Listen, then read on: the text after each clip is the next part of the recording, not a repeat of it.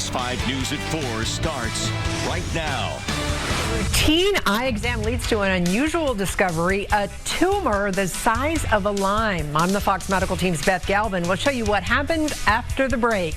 Well, getting a yearly eye exam, if you wear contacts or glasses, is pretty much just part of adulting, right? But those routine checkups are usually uneventful unless your eye doctor spots a problem. That is what happened to one Douglasville woman, and the Fox Medical Team's Beth Galvin is here to share her story. Yeah, I'm a eyeglasses and contact lens wearer, so. Yeah, and there's nothing really much more routine than that. And, you know, Andrea Clark says, you know, that she went to the eye doctor who was recommended by a friend, hoping to get just a new prescription for contact lenses because she had some blurring in her right eye. But it turns out that that blurring was a sign of a much bigger problem.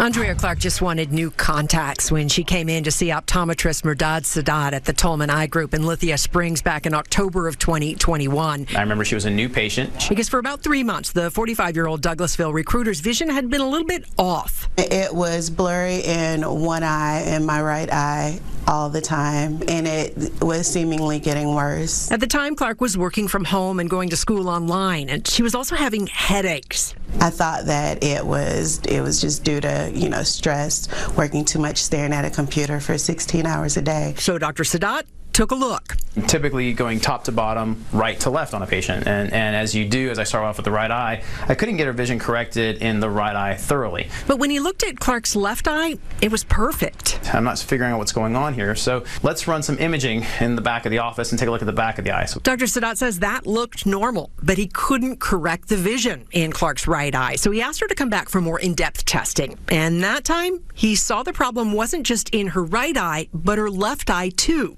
And that's a trigger for us to say, okay, now we may have something in the brain tissue. The only way to know for sure what was happening in Clark's brain was to get an MRI. But with a copay of $400. Well, Miss Clark wasn't able to go October, November. She called back saying she wanted her contact lens prescription filled. So we said, well, I really need that MRI so I can finalize everything. I need to make sure nothing else is wrong. On February 12th of 2021, Clark finally got that brain MRI. And the next day, I will never forget that day. Dr. Sadat called with the results. And he said, so I want to take a second. Do you want to gather your family? He told me that there was a 4.7 centimeter size tumor on my pituitary gland, roughly the size of a lime. The good news is the lesion was benign or non-cancerous, but it was large and it was pressing against Clark's optic nerve, blurring her vision. The surgeon said that this tumor could have been growing for at least 12 years. Clark underwent surgery to remove the tumor, and today it's much better. My vision is back to normal. Yeah, my vision is much better. To know that I've been able to help one more person in life puts me at ease and makes me know that I've done a good thing in the world. Got a tumor. And Clark says she's incredibly grateful that Dr. Sadat nagged her and kept on her to get that MRI over several months, because she says if she had not gotten that scan, that tumor might still be there, and Christine, it might still be growing. And, you know, if it was already the size of a lime, you know, that was a big problem. Kudos to that doctor for pressing her for that, you know. Yes, and that was several follow-up calls to get her in there. And unfortunately, money plays a role sometimes, and if you can't pay for something, people might be less inclined to get that.